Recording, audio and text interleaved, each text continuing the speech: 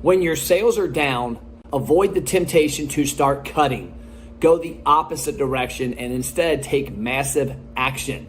So recently, a restaurant reached out. Sales aren't going as planned. This time of year is usually better than it was even before the pandemic. They're like, Matt, we're going to start cutting this, this, and this. And I'm like, no, go the other way.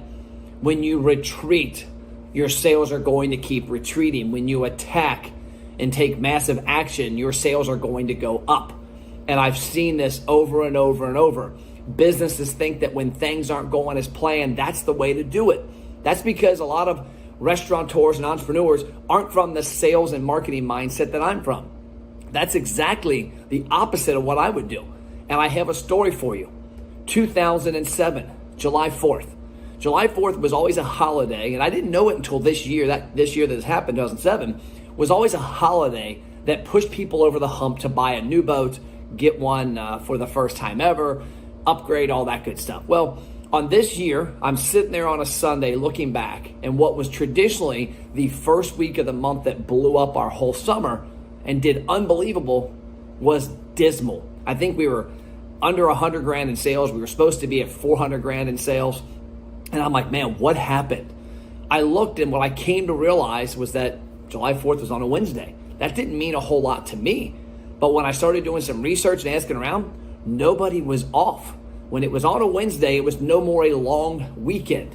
When it's on Monday or Tuesday, Thursday or Friday, it's a long weekend. Long weekends equal time at the lake, time at the river. Those times mean new boat, bigger boat, better boat, first boat. Not 2007. So as I sat there on that Sunday, I thought, oh shit, our sales are in the dump. We should do 1.4 million this July. We're on pace to do about 500 to 700,000. What can I do? I didn't cut expenses.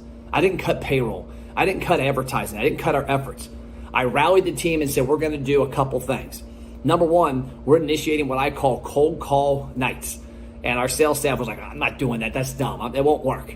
What we did was we put in place a program to call everybody we had ever gotten information from the prior years, which at that point was about 8 years in business, 8 or 9.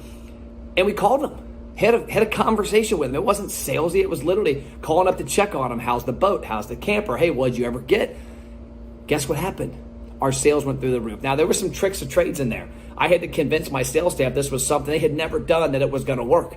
I had to convince them to get excited to do it. And it worked pretty well because the first night I had a paper bag with about, I think it was $2,000 or $3,000 in cash in it, 50s, 100s, 10s, 20s, 5s, 1s, I'm sure. And every time they got somebody on the phone and had a conversation, they got to get in the money bag. I also put in place a pretty aggressive email strategy. We had been collecting emails since day one of our boat dealership. Yes, the things right now, 96 to 97% of restaurants aren't collecting the email data of their customers correctly. We were doing it in the late 90s. So I took that list and segmented it. ATVs, utility ATVs, fun ATVs, sport ones, I guess you'd call them. Fishing boats, aluminum fishing boats, fiberglass, pontoon boats, pontoon fishing models, pleasure boats, wakeboard boats, campers. I segmented our list and we did email blasts, hardcore for 4 weeks. Picked up our activity big time. Yeah, some people were going to opt out. I'm sure they did. But some people were like, oh, I want one of those. The phone calls, the emails were huge. We also went into radio. I called my guys at radio. More than likely back then it was Doug Smith and Jimmy LaBarba, and said, hey, I need some commercials. I need some 5s, some 15s. I want the support. Because the people that get that email also on the way to work back then were listening to the radio more often. The people that get that phone call, that voice message from us, were also listening to the radio back then. It all supported each other. But the reason I'm coming at you with this is we took massive action. The other thing we did, which was pre-social media, was we were heavily involved in chat rooms. There were ATV, fishing, hunting, camping, Airstream ones, Arctic Cat, bass boats.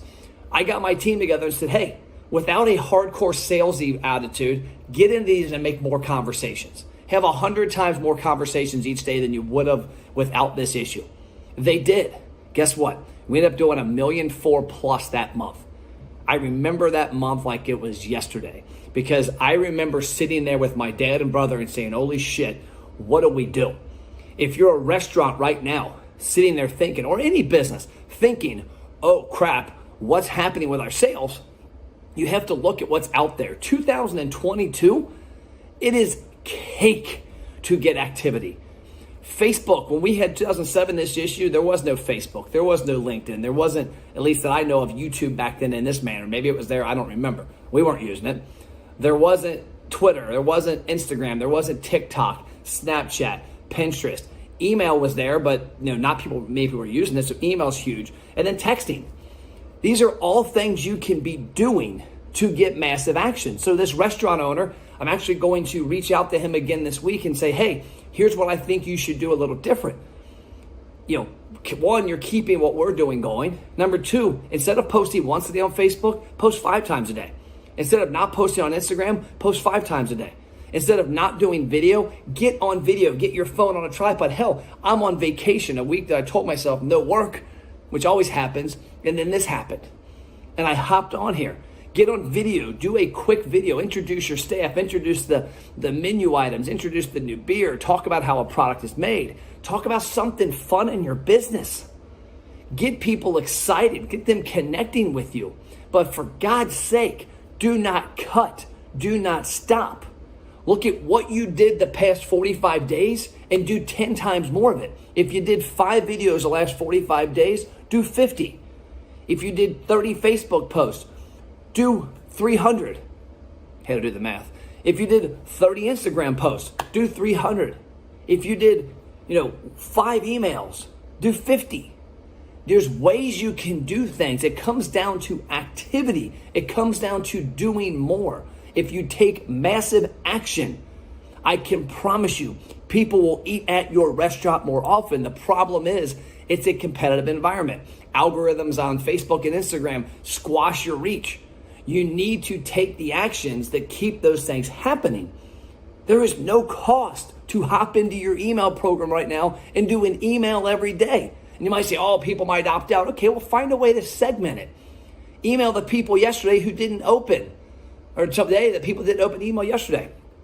Email the women today, the men tomorrow. Email your best customers next week. Whatever you've got to do, just take action.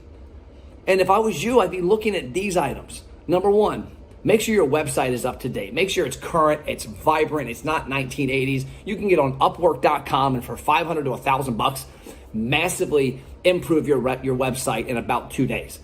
Number two, make sure your menu is not a PDF. Make sure it is a page. Make sure it's trackable. Make sure it's vibrant with pictures and descriptions. Number three, start using your email a few times a week and segmenting it. Number four, start doing texting. Go to your reservation system. Go to your online ordering. Go where you have data and pull it into a place and start sending messages. Now think about what you would want to get. Would you want to get a lame-ass message or would you want to get something fun? Hey, bring this text in today for a free order of fries. Bring this in for a free 100% free burger when you bring a friend. Do something different. Maybe it's a contest.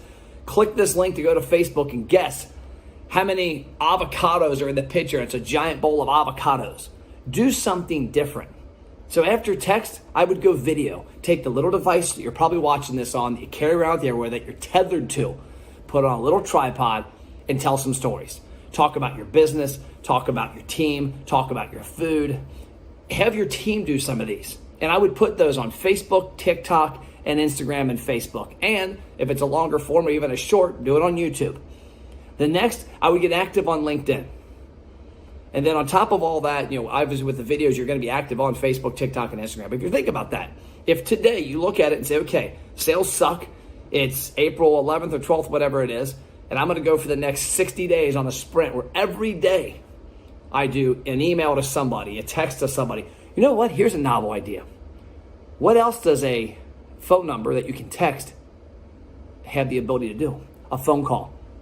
Call your customers. If sales are really that bad and you're cutting expenses, why don't you think the opposite way and think, what can I do different? Call people.